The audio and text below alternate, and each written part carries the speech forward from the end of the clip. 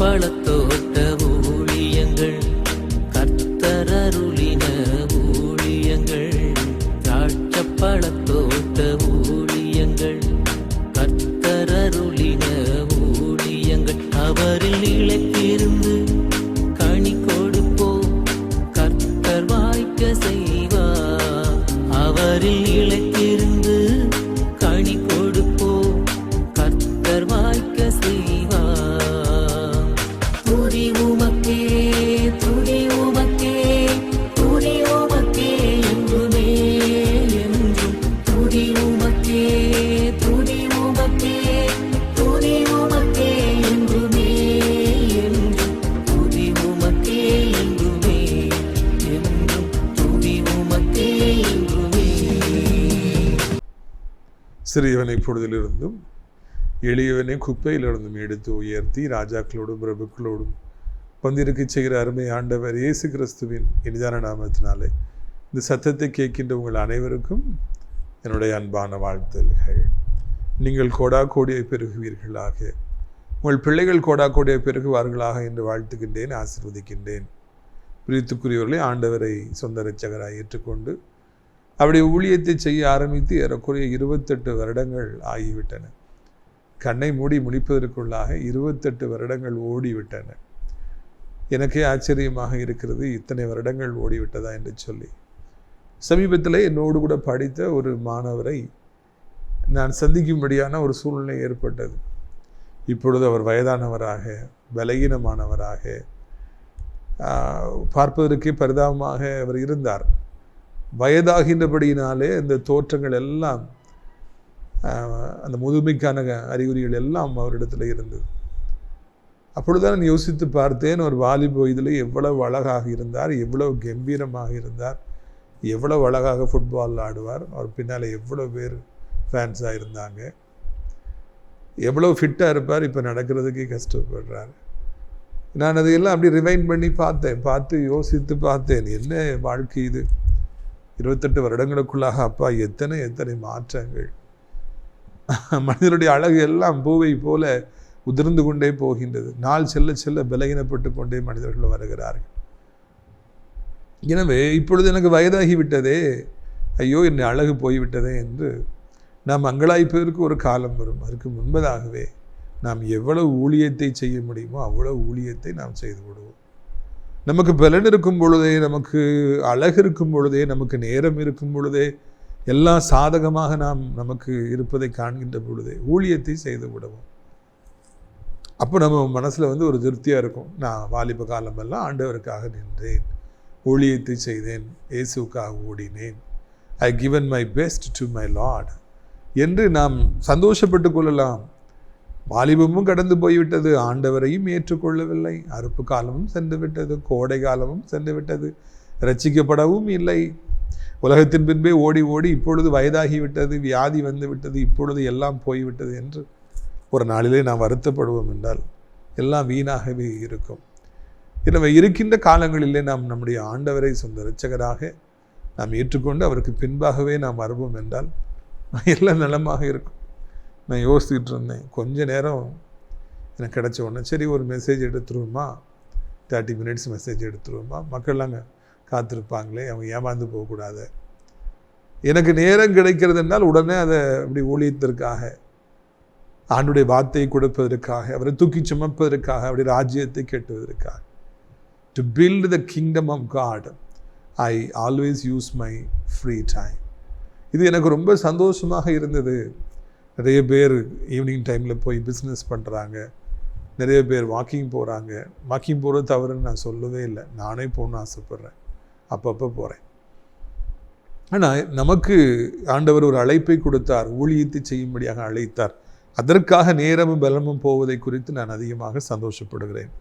பிரித்துக்குரியவர்களே, இந்த நாட்களிலே அவனுடைய பிரதான கிருபையினாலே 28 வருடங்கள் கழித்த பிறகு நாம் இடைக்கலான் குருவி எனப்பட்ட அந்த முதியோர் இல்லத்தை ஆசிரியர் தேவனுடைய மாளிகையிலே அதை ஒட்டி அதுக்குள்ள கேம்பஸ்குள்ளாகவே கட்டியிருக்கிறோம். ஏறக்குறைய 65-70 பேர் அங்கே தாராளமாக தங்கலாம். பெரிதான அளவில் நான் கட்டியிருக்கிறோம். பைபிளில் நம்ம வாசிக்கிறபடி பந்தி ஆயத்தமாகிவிட்டது, ஜனங்கள் வர வேண்டும், முதியவர்கள் அங்கே வர வேண்டும். கவனிப்பதற்கு யாரும் இல்லாதவர்கள் அங்கே வந்து தங்க வேண்டும். ஒருவேளை பெற்றோர்களை கவனிக்க முடியாத நிலைமையில் நீங்கள் இருப்பீர்கள் என்றால், ஒரு ஆவிக்குரிய முதியோர் இல்லத்தை நீங்கள் தேடுவீர்கள் என்றால், இந்த அடைக்கலான் குருவி எனப்பட்ட ஆவிக்குரிய முதியோர் இல்லத்திற்கு நீங்கள் அவர்களை அழைத்து கொண்டு வர வேண்டும் என்று கெஞ்சுகின்றோம். எல்லா வசதிகளும் உண்டு. முக்கியமாக தினந்தோறும் அவர்களுக்காக சிறப்பு ஜெபங்கள் உண்டு. உள்ள நல்ல விசாலமான பெருசான ரூம்ஸ், வாக்கிங் போகிறதுக்கு இடம், அவர்களுக்கு நல்ல காற்றோட்டமான வசதிகள் எல்லா விதத்திலும் நாம் செய்திருக்கிறோம். எத்தனையோ தேவனுடைய பிள்ளைகள் இந்த கட்டுமான பணிகளுக்காக, கட்டில்கள் செய்வதற்காக, இந்த அடைக்கலான் குருவி இல்லம் எழ வேண்டும் என்று சொல்லி, எழும்ப வேண்டும் என்று சொல்லி எத்தனையோ பேர் உங்கள் கைகளை நீட்டினீர்கள். யாவருக்கும் நான் நன்றிகளை தெரிவித்துக் கொள்கிறேன். இன்னமும் சில பணிகள் நமக்காக காத்திருக்கின்றன. எப்படியாவது காம்பவுண்ட் வால் கட்டணும். ஊருக்கு வெளியே இருக்கிறதுனால காம்பவுண்ட் வால் கண்டிப்பாக கட்ட வேண்டும். உள்ளே அவர்கள் பெரியவர்கள் நடந்து போவதற்கு வரிசையாக நாம் ஃபேவர் பிளாக் ரோடு போட வேண்டும். தேவனுடைய மாளிகை தளம் அமைக்க வேண்டும்.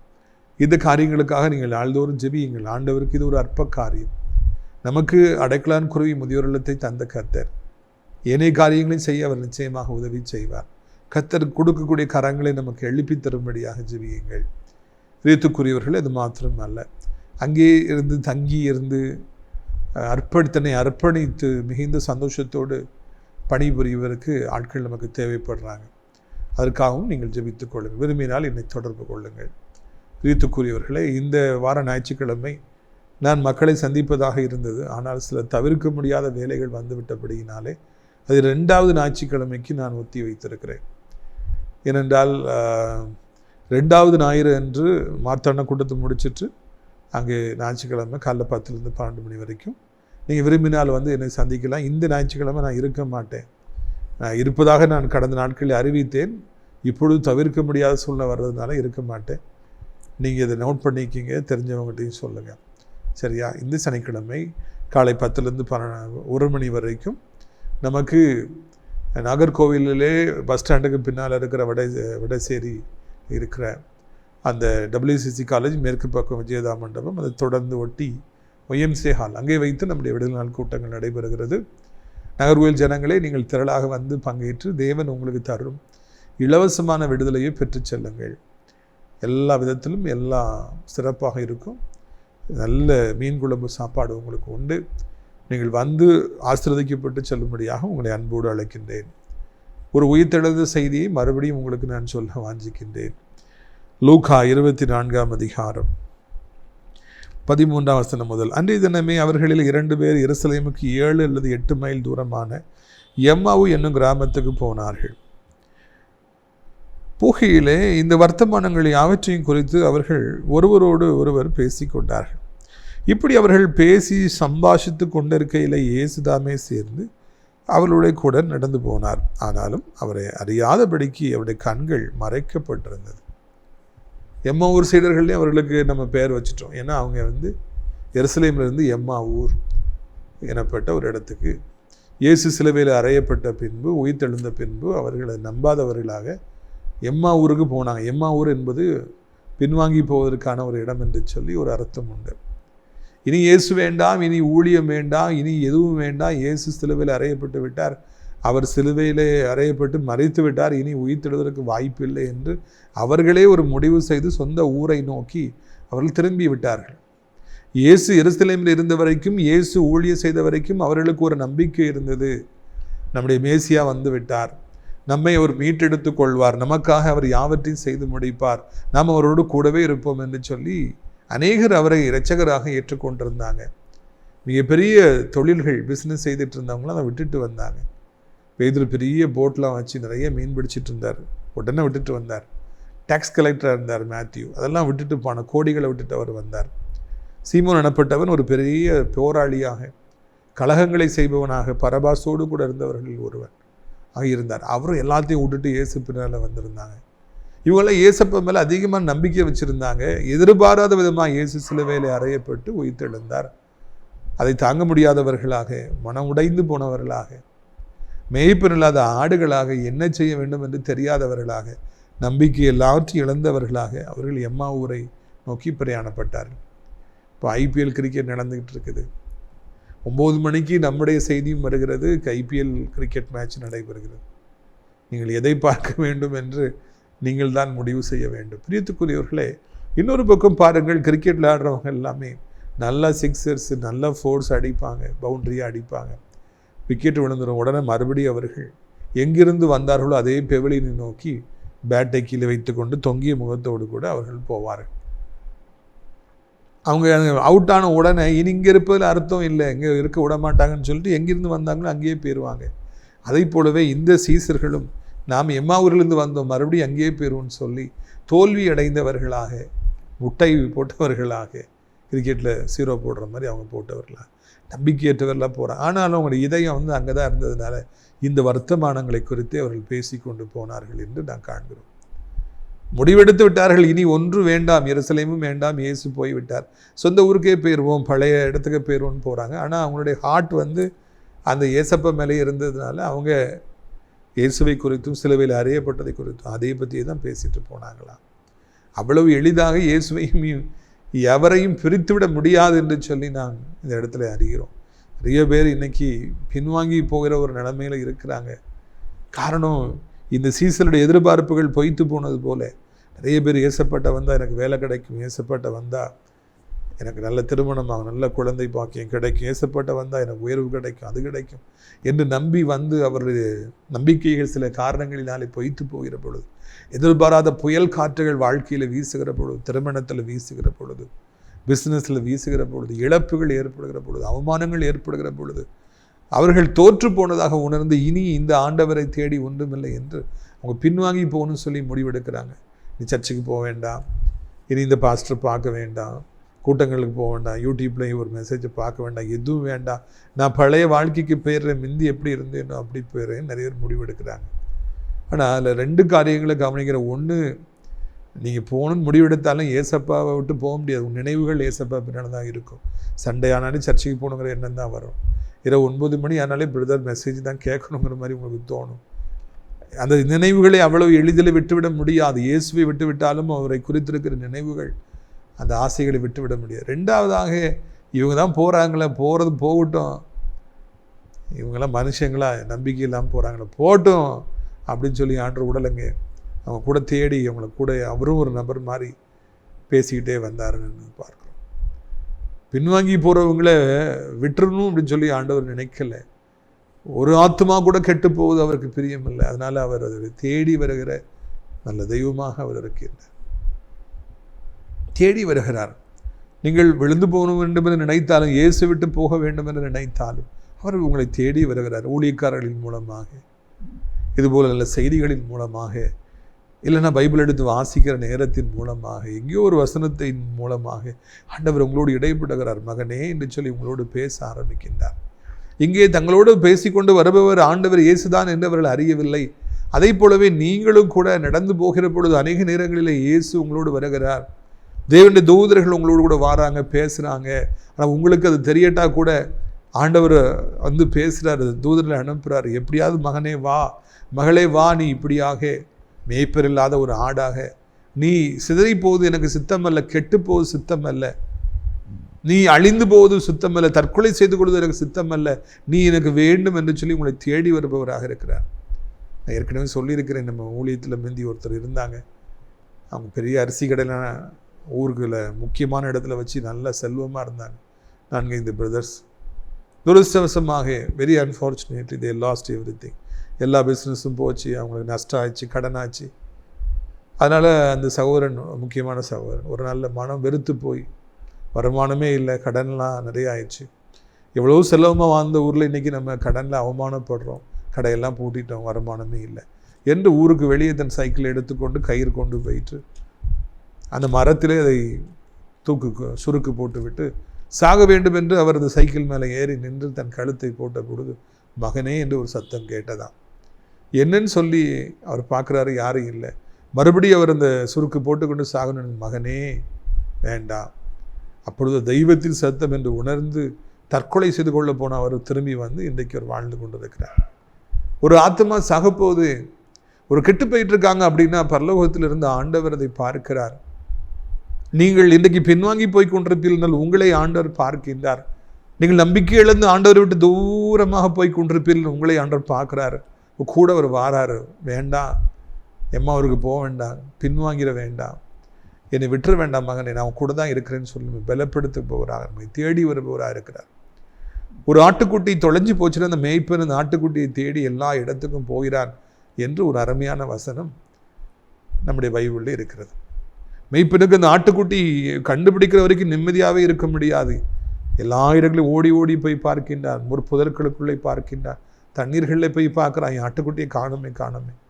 பல மணி நேரம் ஓடி ஆடி, பல மைல்கள் ஓடி ஆடி, இறுதியிலே அந்த ஆட்டுக்குட்டியை கண்டுபிடித்த பின்பு அந்த மெய்ப்பன் தன் ஆட்டுக்குட்டி தோளிலே போட்டுக்கொண்டு சந்தோஷமாக ஓடி வர, உன்னை தேடி நான் எங்கெல்லாம் போனேன்னு தெரியுமாப்பா, இப்படி தொலைஞ்சு போயிட்டே நீ என்ன சொல்லி தட்டி கொடுத்து அந்த ஆட்டை தன் தோளிலே போட்டுக்கொண்டு சந்தோஷமாய் திரும்பி வருகிறார்.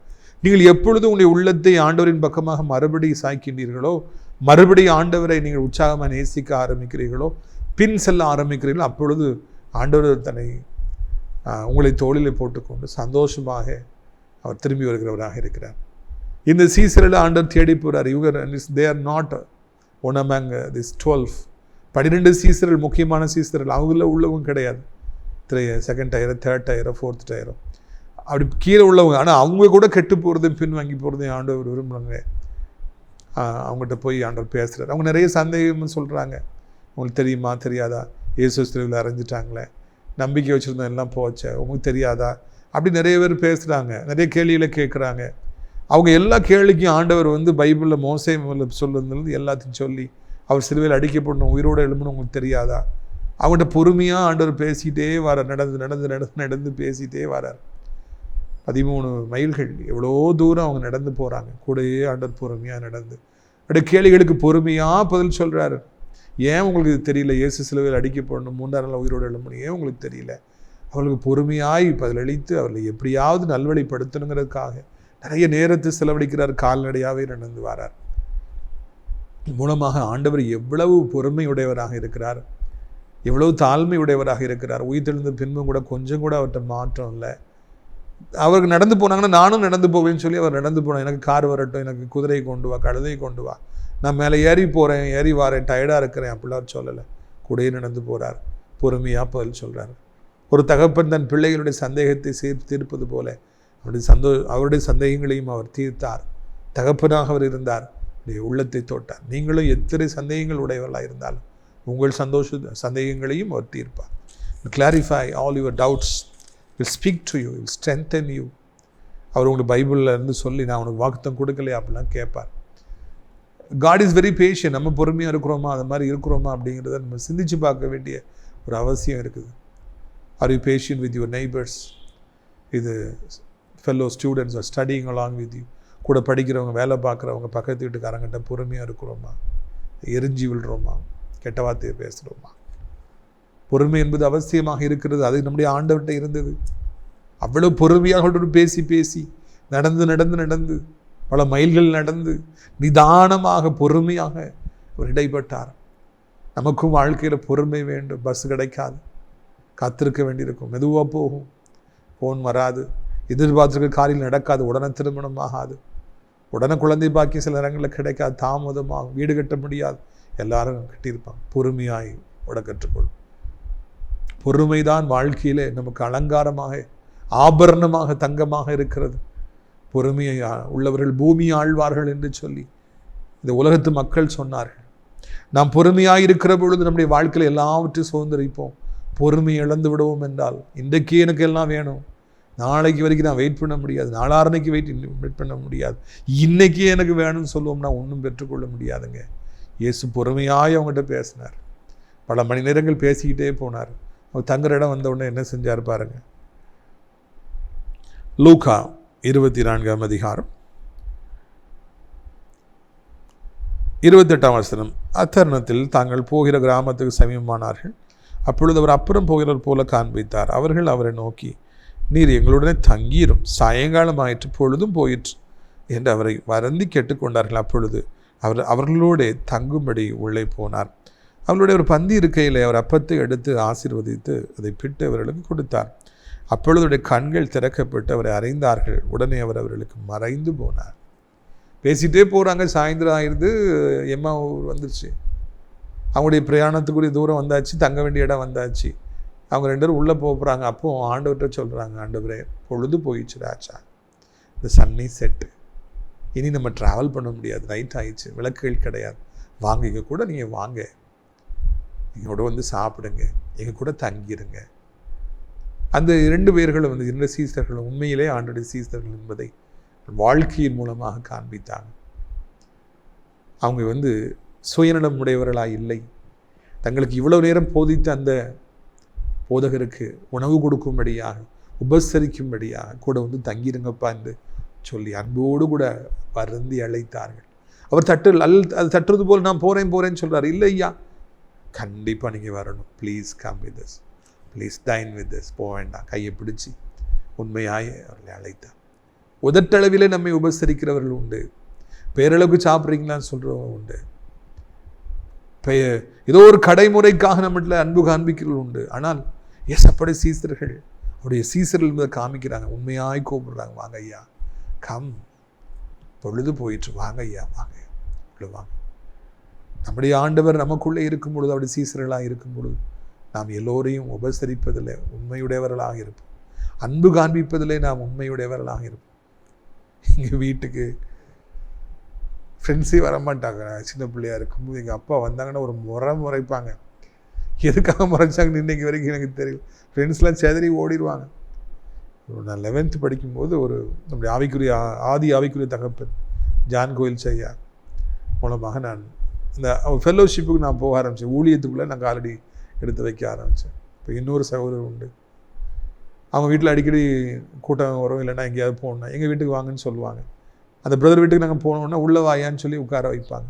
அது எனக்கு ரொம்ப ஆச்சரியமாக இருக்கும். ஏன்னா எங்கள் வீட்டுக்குள்ளே யாரையுமே அப்பா விட மாட்டாங்க, லவ் பண்ண மாட்டாங்க. ஆனால் அந்த வீட்டில் போனோன்னா வாங்க, உள்ளே வாங்க, உட்காருங்கம்பாங்க. அது எப்பவுமே அது ரொம்ப சந்தோஷமாக இருக்கும். உபசரிக்க வேண்டும், நம்மை தேடி வருபவர்களை உபசரிக்க வேண்டும், வாங்க என்று சொல்ல வேண்டும், சாப்பிடுங்கன்னு சொல்ல வேண்டும், அன்பை காண்பிக்க வேண்டும். இதுதான் கிறிஸ்தவம். அன்பை நாம் காண்பிக்கின்ற பொழுது நாம் கிறிஸ்துவுடைய சீசர்கள் என்பதை நாம் வாழ்ந்து காண்பிக்கின்றோம். இந்த உலகத்தில் இயேசுவை வெறுப்பவர்கள் கூட, இயேசு வெளிநாட்டு கடவுள் என்று சொல்லுபவர்கள் கூட, நாம் உண்மையான அன்பை காண்பிக்கிற பொழுது அந்த இயேசு நெய்யாகவே தெய்வமாகத்தான் இருக்கணும்னு சொல்லி அன்பை பார்த்து, வாழ்க்கையை பார்த்து, உண்மையை பார்த்து நாம் அவரிடத்துல நல்லபடியாக ஹாஸ்பிட்டாலிட்டி காண்பிப்பதை பார்த்து ஏற்றுக்கொள்வார். எம்மாவூர் சீடர்கள் பின்வாங்கி போனவங்க தாங்க, தூரமாக தான் போயிட்டு இருந்தாங்க, நம்பிக்கை இழந்து போனவங்க தான். ஆனால் அந்த பழைய குணம் போல பார்த்தீங்களா, இயேசுவை இவ்வளவு அன்பாக அழைத்தார். அவர் நான் போகிறேங்கிறார். இல்லை, நீங்கள் வரணும், கண்டிப்பாக இதை பார்த்து இயேசு உள்ளே வந்தார். வாழ்க்கையில் எப்பொழுதும் நாம் அன்புடையவர்களாக இருக்கணும். தேடி வரப்படுறதுல அன்பாக பேசணும். ரொம்ப கஷ்டம். நம்மளே டயர்டாக இருக்கிறோம், நம்மளே 1000 பிரச்சனைகள் இருக்கிறோம். இல்லை யார்கிட்ட போய் வாங்கன்னு சொல்கிறது, யார்கிட்ட உட்காருங்கன்னு சொல்கிறது, சாப்பிட்றீங்களான்னு கேட்குறது, நமக்கு நேரம் இல்லை, நமக்கு அழைத்து போயிருக்கிறோம். ஆனால் இதெல்லாம் தாண்டி நம்ம வந்து அன்பு செலுத்தணும். கர்த்தரை அறியாதவர்கள் பெரிய பெரிய சூப்பர் ஸ்டோர்ஸ் வச்சுருக்காங்க, ஜவுளி கடைகள் வச்சுருக்காங்க. அங்கே ஒரு 10 பேரை விட்டுருக்காங்க. அவங்க வாசல்னு தோத்திரம் போட்டு வாங்க வாங்க வாங்க அப்படிங்கிறாங்க. ஆண்டவர் அறியாதவங்க தான், அவங்க கூட உள்ள வரவங்கள வாங்க அப்படின்னு சொல்கிறாங்க. ரொம்ப காலமாக நம்ம ஊழியத்தில் வந்து இந்த மாதிரி வாங்கன்னு சொல்கிறதுக்கே ஆள் கிடையாது, வாங்க வந்து உட்காருங்கன்னு சொல்கிறதுக்கே ஆள் கிடையாது. வாசல் இருக்கிறவங்க நான் கொஞ்சம் பொறுப்பு 5000 வச்சுருப்பேன், அவங்க பேசி சிரிச்சு ஜோக் அடிச்சுட்டு இருப்பாங்க. யார் உள்ளே வராங்க, எப்படி தகைச்சிக்கிட்டு நிற்கிறாங்க, அவங்கள வாங்கன்னு சொல்லி கூட்டு போய் தோத்திரம் போட்டு உட்கார வைக்கணும். அந்த மாதிரி பழக்கமே இல்லை நம்ம ஊழியத்தில் ரொம்ப வருஷம். இப்பொழுது தான் ஊழியங்களிலே மனைவி வந்து தோத்திரம் பண்ணி எல்லாரையும் அழைத்து கொண்டு போவதை நான் காண்கிறேன். பிரித்துக்குரியவர்களே, வாங்கன்னு சொல்லும்போது அவங்களுக்கு ஒரு பெரிய சந்தோஷம், உபசரிக்கும் பொழுது ஒரு பெரிய சந்தோஷம். நாம் அதை கண்டிப்பாக செய்ய வேண்டும். கூட்டங்களில் மாத்திரம் அல்ல, நம்மை தேடி வருபவர்களுக்கு உண்மையான அன்பை காண்பிக்க வேண்டும். இங்கே இவர்கள் காண்பித்தார்கள். அன்பை கண்டு நான் போகிறேன்னு சொன்ன ஆண்டவரும் உள்ளே வந்தார்.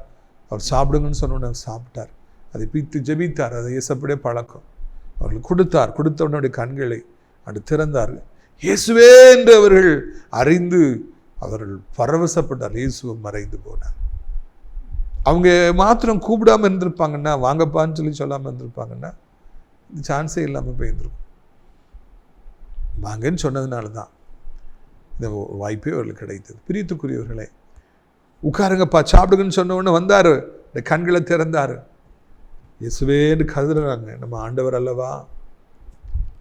பிரியத்துக்குரிய அந்த மாபெரும் பாக்கியம் அவர்களுக்கு கிடைத்தது. இயேசுவை, உயிர்த்தெழுந்த இயேசுவை கண்களாலே காண்கின்ற மாபெரும் பாக்கியம் அவர்களுக்கு கிடைத்தது.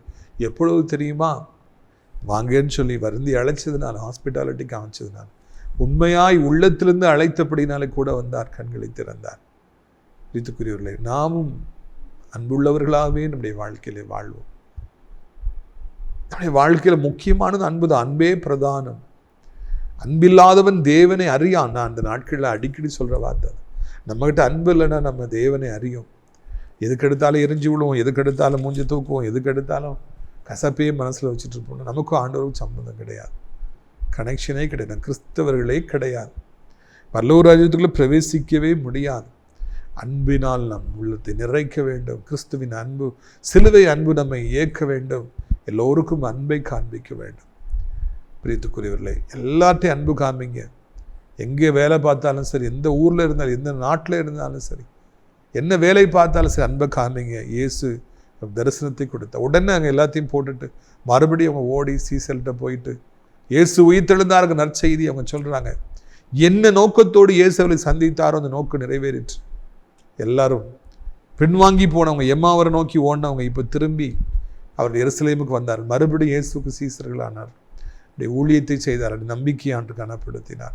பின்வாங்கி போக வேண்டி இருந்த அந்த 2 சீடர்களையும், கிளையாப்பாவையும் சீமோனையும் கொண்டு வந்து அங்கே அவர்களை வாழ வைத்தார். மறுபடியும் ரைட் ட்ராக்கில் விட்டார்.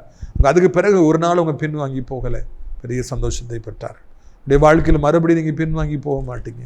மறுபடியும் உள்ளத்தில் வேதனையோடு நீங்கள் வாழ மாட்டீங்க, கவலையோடு வாழ மாட்டீங்க, கேள்விக்குறியோடு வாழ மாட்டீங்க. நீங்கள் என்றென்று நினைத்திருப்பீங்க.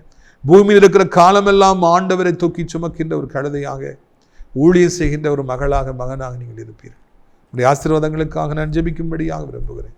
கண்களை மூடுவீர்களா?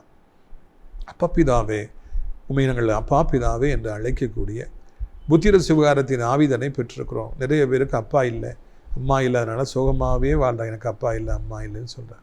எங்களுக்கு அம்மையப்ப நீர் அல்லவா? தாயினும் 100 மடங்கு அதிகமாக நேசிக்கிறவர் நீர் அல்லவா? எங்களை பேர் சொல்லி அழைத்தவர், தாயின் கருவிலை கண்டவர் நீர் அல்லவா? இந்த நாள் மட்டும், இந்த நிமிடம் மட்டும் எங்களுக்கு போதுமானவராக இருப்பவர், தோளில் தூக்கி வைத்து சுமப்பவரும் நீர் அல்லவா? நீங்கள் இருக்கும்போது நாங்கள் எதற்கு பயப்பட வேண்டும்? எதற்கு நாங்கள் கலங்க வேண்டும்? உடைய பிள்ளைகள் எதற்கு ஆண்டவரை அஞ்ச வேண்டும்? நீங்கள் இருக்கிறீங்க. If you are there for them, who is against them? இந்த உலகமே எதிர்த்து வந்தாலும் உடைய பிள்ளைகள் பயப்பட வேண்டுங்கிற அவசியம் இல்லை. அவன் இப்படி சொல்லிட்டானே, இப்படி சொல்லிட்டானே, அவன் இப்படி பண்ணிடுவேங்கிறானே, இப்படி கெட்ட வார்த்தை பேசுகிறானே, இந்த வியாதி வந்துட்டே, எனக்கு இது கடன் பாரம் வந்துட்டே, என் குடும்பத்தில் இப்படி பிரச்சனை வந்துடுச்சு என்று அவள் சத்தம் போடுவதில் அர்த்தம் இல்லை. இயேசு உங்களோடு இருக்கும் பொழுது நீங்கள் எதற்கும் பயப்பட வேண்டுங்கிற அவசியம் இல்லை, எவருக்கும் பயப்பட வேண்டுங்கிற அவசியம் இல்லை. இயேசு உங்களை பாதுகாப்பார்.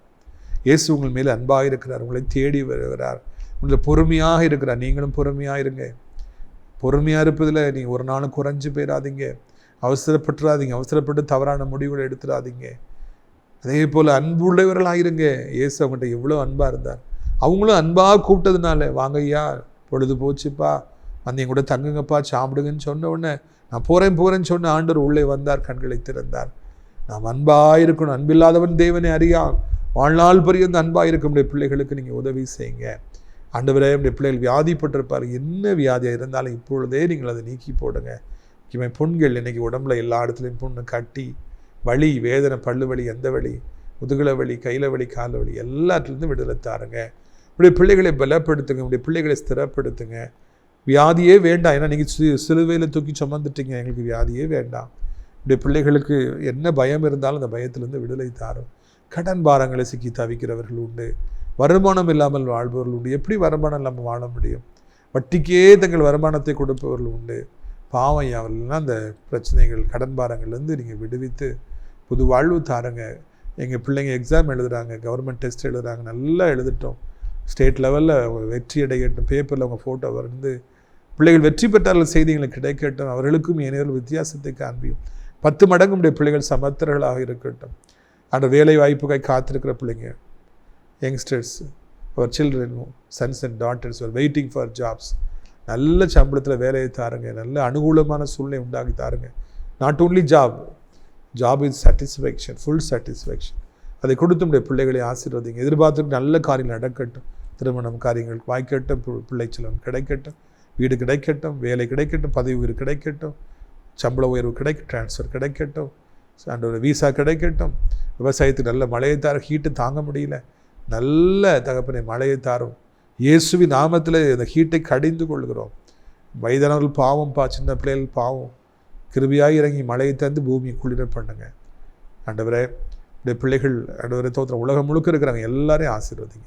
அனைத்து நாடுகளையும் ஆசீர்வதிங்க. தாய் திருநாடு இந்தியாவிற்காக, தமிழ்நாட்டுக்காக ஜெபிக்கிறோம். அனைத்து மதத்தவர்களையும் மொழி பேசுகின்றவர்களையும் ஆசீர்வதிங்க. ஆனால் எலெக்ஷன்ஸ்லாம் வருதுப்பா, நல்லபடியாக எல்லாம் நடந்து முடியட்டும். சித்தமானவர்களை அழைத்து கொண்டு வரோம் ஆண்டவரே. அனைத்து தேவனுடைய பிள்ளைகள், அனைத்து விசுவாசிகள், ஆலயங்கள், திருச்சபைகள், பாஸ்டர்ஸ், ஊழியக்காரர்கள் ஜெபிக்கிறோம். அனைவரையும் ஆசீர்வதிங்க. நாசரேத் திராட்சைப்பழத்தோட்ட ஊழியங்களை நேசிக்கிற மக்கள் உண்டு. நமது அடைக்கலான் குருவி இல்லத்தை நேசிப்பவர்கள் உண்டு. ஜெபத்தினாலே காணிக்கையினால தாங்குகிற அறிமுகப்படுத்த நல்ல உள்ளங்கள் உண்டு. ஒவ்வொருவரையும் ஆசீர்வதிங்க. அடைக்கலான் குருவி முதியோர் இல்லத்தில் தங்க அநேகரை அழைத்து கொண்டு வாருங்க. பணிபுரிய நல்ல உள்ளம் படைத்தவர்களை அழைத்து கொண்டு வாருங்க. மகிமைப்படுங்க. இரட்சகர் இயேசுவின் மூலமே ஜெபிக்கிறோம் நல்ல பிதாவே, ஆமென். என் ஆத்துமாவே கர்த்தரை சோத்தரி, என் முழு உள்ளமே அவருடைய பரிசுத்த நாமத்தை சோத்தரி. என் ஆத்துமாவே கர்த்தரை சோத்தரி, அவர் செய்த சகல உபகாரங்களையும் நீ ஒரு பொழுதும் மறவாதே. கர்த்தராகிய இயேசு கிறிஸ்துவின் கிருபையும் பிதாவாகிய தேவனுடைய அன்பும் பரிசுத்தாவிடைய அந்யோன்ய ஐக்கியமில்லாத பிரசன்னம் உங்கள் அனைவருடன் சதா காலங்களில் நிலைத்திருப்பதாக. அல்லேலூயா, அல்லேலூயா. God bless you.